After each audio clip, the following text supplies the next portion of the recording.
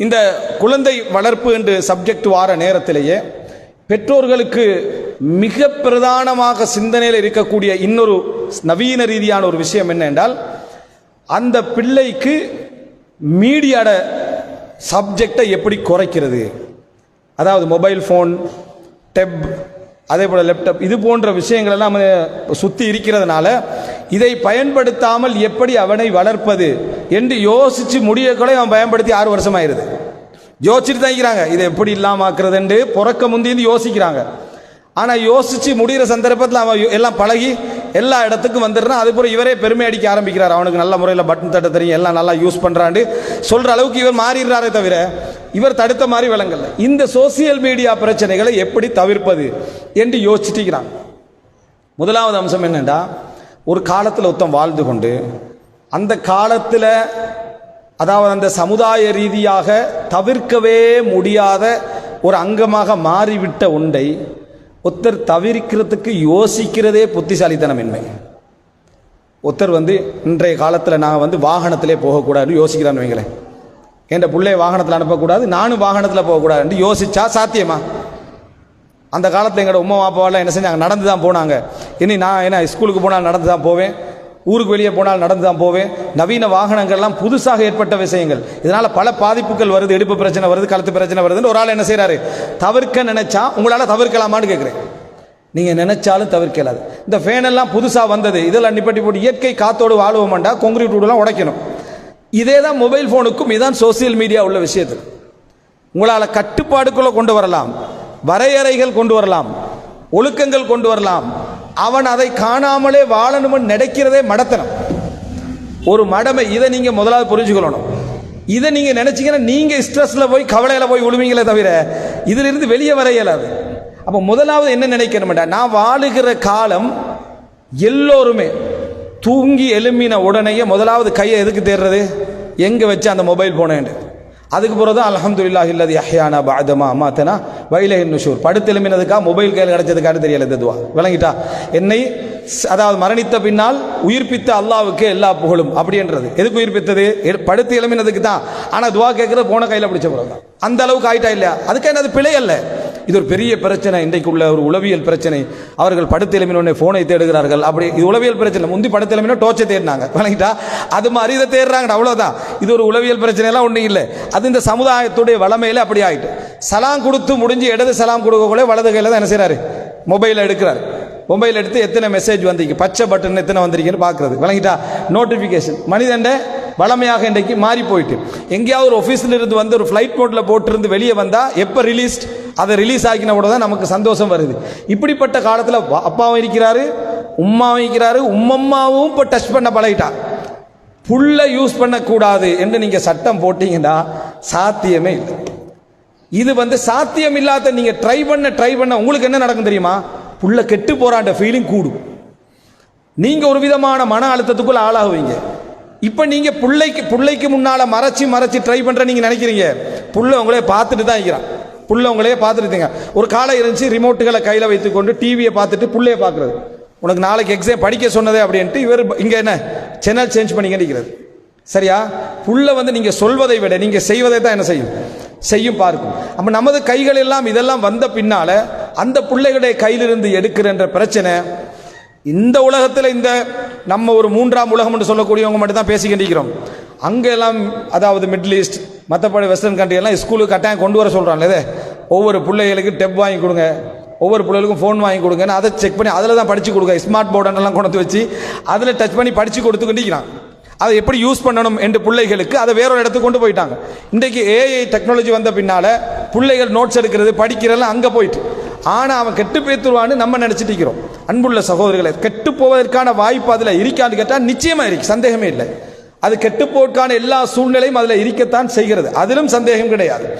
ஆனா அதை நீங்க தடுக்க முடியுமான்னு கேட்டால், அதாவது பயன்படுத்துவதை தடுக்க முடியுமான்னு கேட்டால் முடியவே முடியாது. சவாலுக்கு யாராவது சொன்னா அவர வீட்டுல தடுத்திருப்பாரு, அடுத்த வீட்டுல யூஸ் பண்ணிருப்பான். அவரோட வீட்டுல தடுத்திருப்பாரு, வீட்டுல எதுவுமே இருக்காது, அவன் கையில எதுவுமே இருக்காது. அவன் வீட்டுல இருக்கிறத விரும்ப மாட்டான். ஏன் விரும்ப மாட்டான்டா? இங்கதான் தடை எல்லாத்துக்கும். அதனால கோர்ஸ் போயிடுறது, வேற வேலையென்று போயிடுறது, எங்க போய் அங்க யூஸ் பண்றது. அத்தனை அவனுக்கு தெரியும். பாப்பா பேசக்குள்ள சந்தோஷமா சொல்றாரு, என் பிள்ளைக்கு மொபைல் அந்த சப்ஜெக்டே இல்லை, பிள்ளையும் சிரிச்சுக்கிட்டு அப்படி சொல்லுது, வாப்பா நம்மளை நல்லா புரிஞ்சுக்கிறாரு. அந்த பக்கம் போயிட்டு பிள்ளைட்டு 2 நிமிஷம் எப்படி இந்த காலத்தில் மொபைல்லாம் வாடல கூட்டாளி ரூட்டில் யூஸ் பண்ணுறது அப்படின்ற நல்லா இருக்கு. சரியா? அப்போ இந்த அமைப்பில் தான் இன்றைய காலம் இருக்கு. தவிர்க்க முடியாத ஒரு காலத்தில் நம்ம என்ன செய்கிறோம், இருந்து கொண்டு இருக்கிறோம். நீங்கள் சர்வசாதாரணமாக எந்த பக்கம் போனாலும், ஃப்ளைட்டில் போய் ஒரு ஏறி உட்கார்ந்தா எங்கேயாவது உம்ரா போகணும்னா முன்னால் டிவியோட வச்சுக்கிறான், டச் பண்ணி பார்த்துக்க அப்படின்ட்டு, உனக்கு என்ன வேணுமோ அதை பார்த்துக்கன்னு வச்சுக்கிறான். இப்படிப்பட்ட ஒரு காலகட்டத்தில் நீங்கள் பிள்ளைகளை அதை எப்படி அவனது எதிர்காலத்துக்கு தோதுவாக யூஸ் பண்ண வைப்பது, எப்படி கட்டுப்பாட்டுக்குள் யூஸ் பண்ண வைப்பது, எப்படி வரையறுத்துக் கொள்வது, எப்படி இதை வச்சு நம்ம வேற வேலைகள் அவனை வாங்குவது, இவனுக்கு ஒரு குறிப்பிட்ட லிமிட்டை கொடுப்பது, இதுதான் நம்ம யோசிக்க வேண்டிய விஷயம். இதுதான் நடக்கணுமே தவிர அடுத்த பகுதி இந்த பிள்ளைகளை முழுசாக அதிலிருந்து நீங்க தவிர்க்க போறீங்கன்னு சொன்னா, இன்னும் சொல்ல போனா தவிர்த்தால் அந்த பிள்ளை இன்றைய காலகட்டத்தில் ஒரு பின்தங்கிய பிள்ளையா தான் வரும். அவனுக்கு எதுவுமே யூஸ் பண்ண தெரியாமல் இருக்கிறதும், அந்த அப்ளிகேஷனை பற்றி தெரியாமல் இருக்கிறதும், இதில் என்ன இருக்குன்னு தெரியாமல் இருக்கிறதும் ஒரு அறிவு முன்னேற்றம் அது இல்லை. மகாசேன கட்டின மின்னறிய குலத்தை எல்லாம் படிச்சுட்டு, பராக்கிரம பாவபதி படிச்சுட்டு, இன்றைக்குள்ள நவீன அப்ளிகேஷன் ஒரு பட்டன் தட்ட தெரியாமல் இருக்கிறது என்ன, அது ஒரு கல்வியாண்டு கேட்டால் கல்வி இல்லை. அப்போ அதுவும் அவனுக்கு தெரியணும்.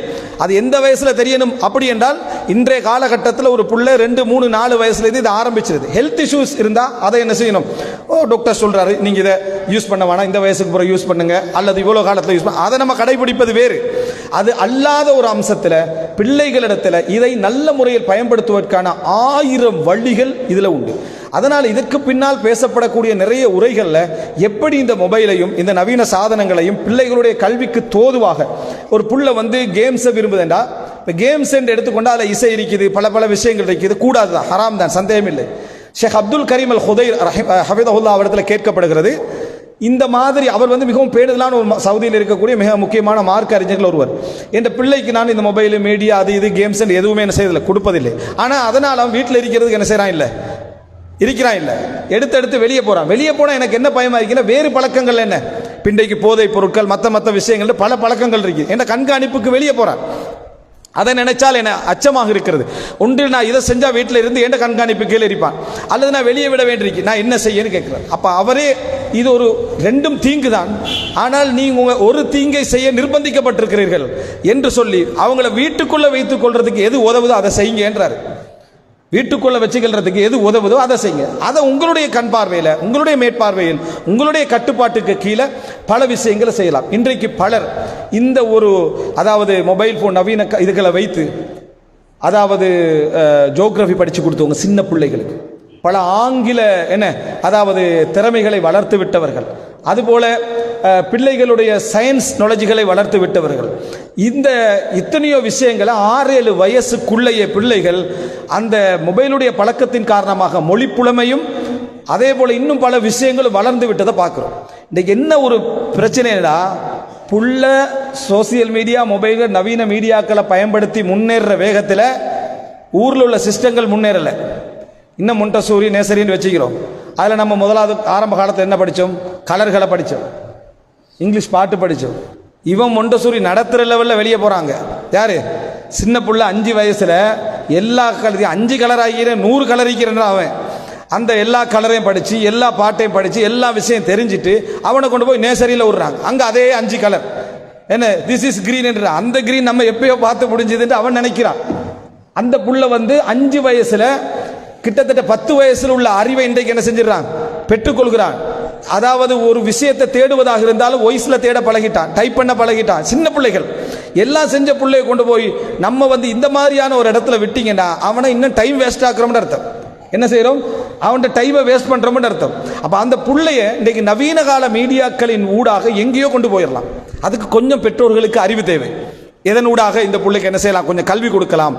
அதாவது விளையாட்டினூடாக எவ்வளவு கல்வியை கொடுக்கலாம், விளையாட்டினூடாக என்ன ஒழுக்கங்களை என்ன செய்யலாம் கொடுக்கலாம் என்ற அமைப்பில் நம்ம அந்த பிள்ளை என்ன செய்யணும், உருவாக்குவதற்கு பழக வேண்டும். எனவே இந்த நவீன மீடியா சம்பந்தமான விஷயங்கள் சுருக்கமாக தான் எனக்கு இப்போ சொல்லலாம். ஆனால் அதில் எப்படியெல்லாம் நம்ம கல்வி வழங்கலாம் என்ற ஒரு பகுதி, அது வந்து ப்ரொஜெக்டர் போட்டு கொஞ்சம் இதில் வந்து என்னென்ன விஷயங்கள் நம்ம பிள்ளைகளுக்கு சொல்லிக் கொடுக்கலாம் என்பதை நம்ம பழகலாம். இது அதாவது மிக பிரதானமான 3வது விஷயம். இதில் நீங்கள் இந்த புரிதலுக்கு தான் வர வேண்டும். மீடியாவோட சம்பந்தப்பட்ட விஷயங்கள் இந்த புரிதலுக்கு தான் வர வேண்டும். ஆனால் அதில் ஒன்றில் கவனமாக இருக்க, நீங்கள் அவனை அறிமுகப்படுத்துகின்ற வேலைகளை அந்த மீடியாக்கள் ஊடாக அவன் செஞ்சா அதுக்கு இடமே கொடுக்க வேண்டாம். அப்படின்னா என்ன? ஐடி திறக்கிறது, தன்னை அறிமுகப்படுத்துறது, தான் போஸ்ட் பண்ண பார்க்கறது சின்ன வயசுக்குள்ள, சரியா, தன்னுடைய வேலைகளை போஸ்ட் பண்ண பார்க்கறது, இது அவனுக்கு அறிவை வளர்ப்பதை விட அறிமுகத்தை வளர்ப்பதில் தான் ஆர்வத்தை கொடுக்கும். அறிமுகத்தை வளர்ப்பதே இன்றைக்கு நிறைய சின்ன பிள்ளைகள்ட்ட மீடியாவில் வந்து அந்த பிள்ளை அப்படி பேசுது இப்படி பேசுன்னு சொல்றீங்க தானே, கொஞ்சம் 5-6 வருஷத்துல அந்த பிள்ளைகளுக்கு அட்ரஸ் இருக்காம போய்த்தோம். ஒரு கல்வி ஒரு பயன்பாடு வேணுமெண்டா கிடைக்கலாம், அவர்களுக்கு ஏதாவது ஒரு காலேஜில் இடம் கிடைக்கலாம், படிக்க கிடைக்கலாம். மற்றபடி அந்த அறிமுகம் ஆபத்து. சின்ன பிள்ளைகளுக்கு அறிமுகம் என்பது ஒரு ஆபத்தான ஒரு இடம். கல்வியைத்தான் நம்ம அறிவை கொடுப்பதற்கான வழிகளைத்தான் நம்ம இதில் என்ன செய்ய வேண்டும்? தேட வேண்டும். எதையாவது லொகின் ஆகி அல்லது சைன் அப் ஆகி அதில் ரெஜிஸ்டராக பார்க்குறாண்டா அதில் மட்டும் நம்ம கவனமாக என்ன செய்ய வேண்டும்? இருக்க வேண்டும். அடுத்ததாக 4வதான ஒரு விஷயம் என்ன?